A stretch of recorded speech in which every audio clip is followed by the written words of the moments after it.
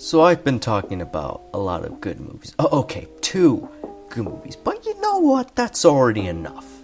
People are gonna get tired of me saying the same things over and over, like, oh, I like the cinematography, and oh, the characters are good, and oh, it's a good story, and oh, it made me cry, blah, blah, blah. You've heard me say it for 2 videos in a row.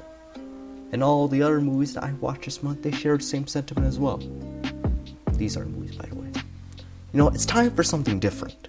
It's time to shake things up. It's time to talk about bad movies now. And you know what? What better way to start than with an M. Night Shyamalan flick, Trap. This probably would have been a lot more relevant if I made this last year. You know, when it came out, but who cares? I saw Trap, and it was something. Yeah, something.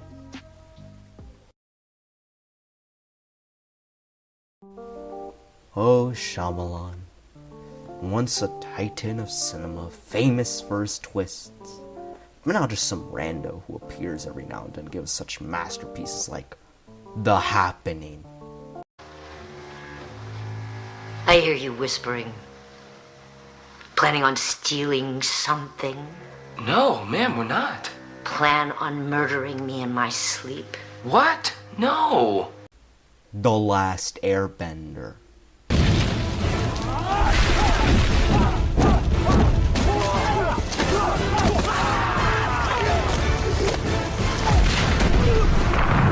After Earth. Denied! Sit down! Lady in the Water. My God. This is like a moment from a horror movie. It's precisely the moment where the mutation or beast will attempt to kill an unlikable side character. But in stories where there has been no prior cursing, nudity, killing, or death, such as in a family film, the unlikable character will narrowly escape his encounter and be referenced again later in the story, having learned valuable lessons. He may even be given a humorous moment to allow the audience to feel good about it. This is where I turn to run. You will leap for me, I will shut the door, and you will land a fraction of a second too late. Old. Blue. And then green, yes. Yellow. I love yellow. Call the police, right? I got my mobile. Oh, damn. And Trap. Truly a filmmaker of the ages, an innovator, if you will. I have become fascinated with Shyamalan's films as of late. It's almost tragic to see him so beloved by everyone, see him rise only to stumble and fall into a ditch, and instead of doing anything, he just stayed in the ditch. But hey, his movies are fun to talk about, and I'm sure I would have never thought up some of these insane premises in 1,000 years, and I'm sure I could never reach his godlike status in the film and YouTube industry. So yeah, Trap. How was it? We'll get to that later. But first, since I don't think any of you guys have seen or cared to see Trap, I'll sum up the plot for you. Spoilers included, if you care. 3, 2, 1, here we go.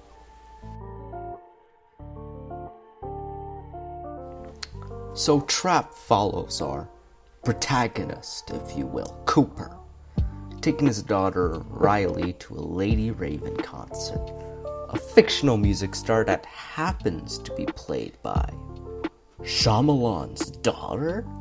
We'll get to that later. But while there, our heroes, if you will, discover that the whole concert is actually a sting operation to catch notorious serial killer, the Butcher, who, spoiler alert, is actually Cooper. I know, who could have seen this coming? he was just so good at lying. So yeah, I'm gonna be real with you.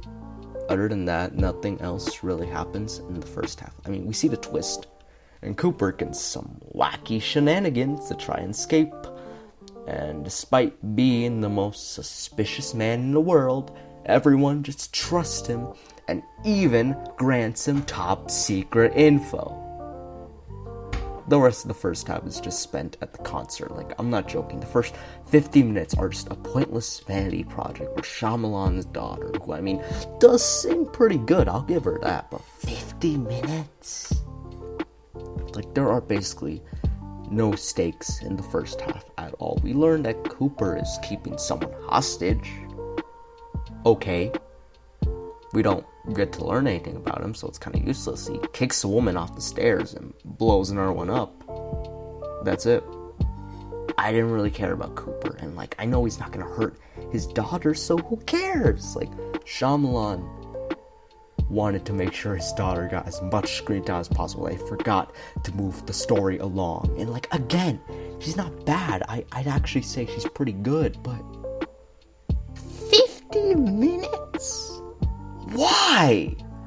Okay, thankfully, the second half actually provides some stakes as Cooper reveals himself as the butcher to Lady Raven and threatens to kill the man unless she keeps quiet and gives his daughter the best day of her life. And credit to Shyamalan, the second half was actually pretty intense, as we see Lady Raven meet Cooper's family as she both tries to free the hostage and expose Cooper to the family. And I actually felt something during this part. I actually was invested. Like, I mean, she got half the movie to herself, so I at least care a little for her character. But, you know, it quickly loses steam again as the rest of the movie is Cooper getting caught, escaping, getting caught, escaping, getting caught, escaping, and the movie ends. So, yeah, that's more or less the plot track now. Let's get into what's wrong with it. Oh boy, where do I begin? Cooper himself. Everyone in this movie is stupid. Cooper is one of the most suspicious, least trustworthy people I've seen, and yet everyone acts like he's a saint. One guy even gives him top secret info twice, and he gets his keycard stolen by him. Like, he's out in the open doing most of the stuff, and no one suspects a thing. And when he does get caught, they're all surprised. Cooper's wife has this whole fucking ramble about how, oh, it couldn't be Cooper. There's no way he's a killer. He's the most trustworthy person I know. Which Cooper are you talking about? Because it's not this Cooper. I cannot understand how everyone openly trusts and aids this man in his crimes. It's freaking insane. Did I even mention the subplot about Riley getting picked on at school? No! And don't worry, the movie forgot that as well. Okay, that was a lot. I need to calm down. Let's talk about something less infuriating, and it's the fact that this movie, taking out all of the stuff that I've just talked about, is absolutely hilarious. Again, Hartnett's over-the-top acting is absolutely hysterical. And that also extends to the other actors as well. And it's not helped by the various close-ups and editing choices that Shyamalan likes to do so much. Like what is this? Wow. Here? Yeah, they're watching all the exits, they're checking everyone that leaves. There's no way to get out of here except backstage, I guess, but no one can get backstage. See? It's kind of dope, right? Yeah. Don't tell anyone, I'll get in deep crap. No. Okay, no, I gotta get back. Come see me for that t-shirt. For sure, Jamie. Then there's a scene in the end where, in this really dramatic moment, Hartnett just like takes off his shirt and then eats a pie in silence for about 2 minutes. You can't make this stuff up. Like, I tried so hard to take this movie seriously, but the constant close-ups, bad acting, stupidity of everyone was just hilarious. Like, my God. even after that second half, and that second half is good, it's still ruined by the pie scene. And the fact that Cooper might actually be Superman. Like, how is he able to do all this stuff? Okay, no, I've been ragging about this movie for long enough, you know. And believe it or not, there's some good stuff. I mean, it's not a lot of good stuff, but it's good. Let's get into it.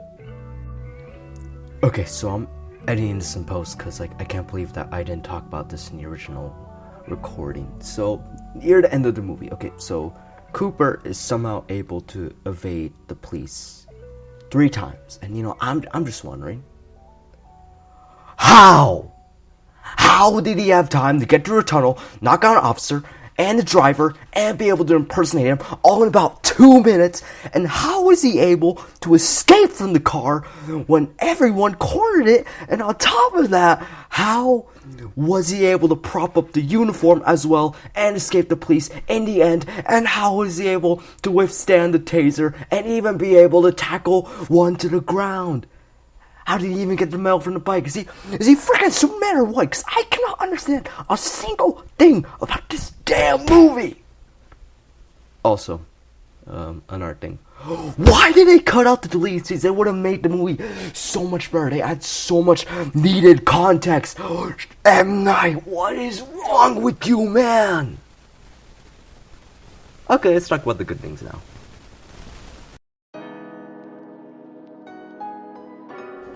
Okay, so there's actually some good come from this film. Not a lot of good, but, you know, some good. So let's talk about it. First off, the soundtrack by Hurtis. I'm not going to say the rest of that is really good, and probably carries the movie. The suspenseful and tense music might actually trick your brain to thinking it is actually a serious movie. Like, genuinely, the soundtrack is great, and I'll leave a link for it down in the description. And remember I talked about all the close-ups and weird editing choices that Shyamalan likes to do? Well, there are also a lot of scenes that feel like M. Night actually remembered how to shoot a movie. Like, I'm not kidding, there are actually some pretty amazing shots in this.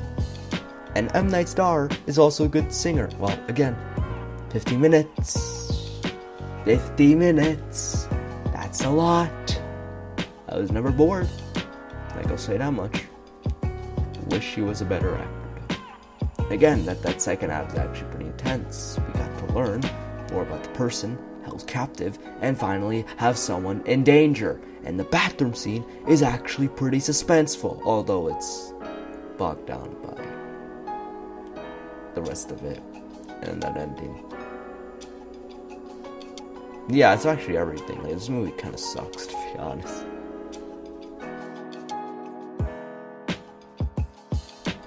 No. What did I think of Trap? I don't really know, man. Like, on one hand, it's a stupid and pointless vanity project for M. Night's daughter. But on the other hand, you know, it's a dumb fun movie that actually does what it sets out to do. You know, not great. Probably wouldn't watch it again, but it was entertaining. And that's the first movie I've ever watched from Shyamalan. It's alright, you know. 5.5 out of 10, you know, middle of the road.